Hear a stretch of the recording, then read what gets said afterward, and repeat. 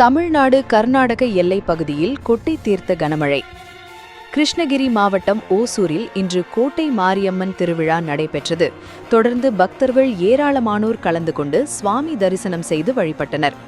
இந்த நிலையில் கடந்த 4 மாதங்களாக தொடர்ச்சியாக வாடி வதைத்த மழையின் காரணமாக பக்தர்கள் கோட்டை மாரியம்மனுக்கு அழகு குத்தி அந்தரத்தில் தொங்கி ஏராளமானோர் பக்தர்கள் தீச்சட்டி எடுத்து பூக்கரகம் எடுத்து பல்வேறு வீதி வழியாக வந்து அம்மனுக்கு நேர்த்தி செலுத்தி வழிபட்டனர்.